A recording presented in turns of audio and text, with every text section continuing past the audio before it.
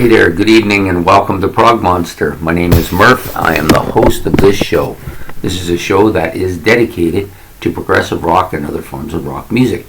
So we're back at my favorite albums from 1975. And we're going to be doing this one. Yes, I know it's ugly. Kiss, Dress to Kill. I never really kind of understood this cover. It was a little bit darker, but the suits, I don't know. Anyways, so how this worked for me with this album is my first album, as many know, was Kiss Alive, which I saw at a record store and bought because it was dark and menacing in my opinion. So I bought it. I fell in love with it right away. My friend John liked it too, but he went and got the Kiss album, the first one, and then we made a deal that he would get this one and I would get Hotter Than Hell, so that we'd have the first three albums. And the first three albums are very different from the second three, or studio albums that is. So you got Kiss debut, Hotter Than Hell, Dress to Kill, then you have Alive. And you have Destroyer, Rock and Roll Over, and Love Gun, and then you have Alive 2. So that's how they worked it. So the difference between this one and Hotter Than Hell, well, the first one's kind of a weak as far as the production of the album, and the sound is not great either.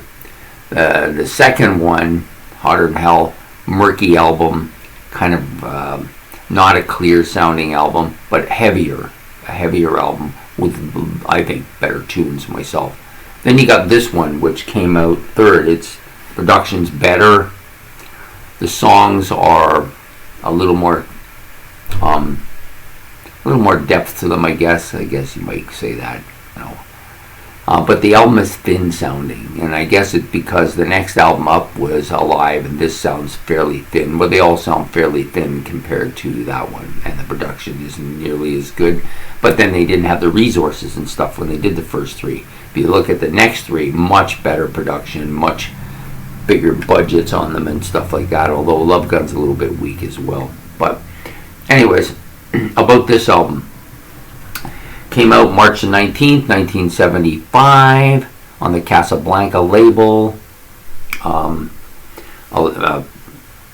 Was produced in studio at Electric Ladyland Studio in New York. 30 minutes. I think it's a little longer than that. It says 30 minutes, but I think I remember it being a little bit longer than that. But we'll go with 30 minutes. And of course produced by Neil Bogart and Kiss, and I think I'm not sure if I said the label was Casablanca. I probably did, but I forgot. Anyways, it's got 10 tracks on it. I like them all. Always have. Liked them more when they first came out. When we first got this album and Hotter Than Hell, by that time we'd had Alive and the first Kiss album by that time, and so we played the crap out of this album and Hotter Than Hell, maybe a little more of Hotter Than Hell, but really we loved it. We couldn't get enough of it. We just kept playing them over and over and over and over. I could sing these songs in my sleep at one point. Years later I now look back, the musicianship's a little bit weak, although I do love Ace's guitar playing on some of these tracks. You got Room Service, Two Timer, Ladies in Waiting, and Getaway, all decent tracks to start. Then you get to Rock Bottom. That's where it starts for me. Rock Bottom, I love a little acoustic guitar bit at the beginning, and then the heavy guitar. It's much more impressive on the live than it is on this, but still a really solid song on this album. You got Come On and Love Me, another song that I love a lot. Most of the songs I like the best on this were also on Alive. Rock Bottom, Come On and Love Me, She, and of course Rock and Roll All Night, right? Anything from My Baby, I forgot how much. That song and the Lover All I Can, I forgot those two tracks even existed till I was re-listening to this album. Yeah, so it's it's more nostalgic than anything, and that's almost like a drug in itself, But I remember being intoxicated with this album, just playing it to death and thinking there's nothing better in the world than this album, right? Such as it is as an 11-year-old, right? And of course, that this features Peter, Gene, Paul, and Ace, according to the cover.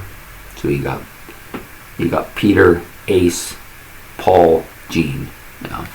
So when I first was listening to Kiss, Gene Simmons was everything to me. I worship the ground he walked on. Yeah, how the mighty have fallen, right? Then later I became an Ace Frehley fan. Now I like each of them for different reasons. Like I like certain parts of each of them, and I don't like each of them for different reasons. So, but this band got it all started. It really did get it all started for me. I wouldn't have gotten into rock music if not for Kiss. They lured me in, and I think what happened is that by 1979, around 1979, it started really well. 78, late 78, 79, it started to wane for me. I wanted something more now. I had a taste, and I began to find these guys a bit wanting. But when I first got this, it was all the rage for me. I loved it. I know this nice shot of them in the negative on the backside. Same picture, just a negative of it. So great album.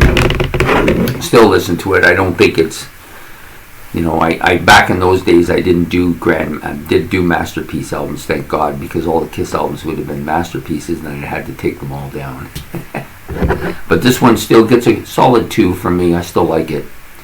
Just don't play any of my Kiss stuff much anymore. But for that time period, yeah, nothing was better. Nothing was better at all. Anyways, so that's my album for today, and I don't even think I said the day. This is day number 15 for album number 15, February the 15th, for my favorite rock albums from 1975. So I hope you enjoyed this episode. We'll be back again with another one, day 16 next time. Anyways, please like and subscribe. What are your feelings? What's your experience with this album? I'm curious to see if people had the same experience that I had with it. And, please subscribe, and we'll be back again. So have yourself a good evening. Take care.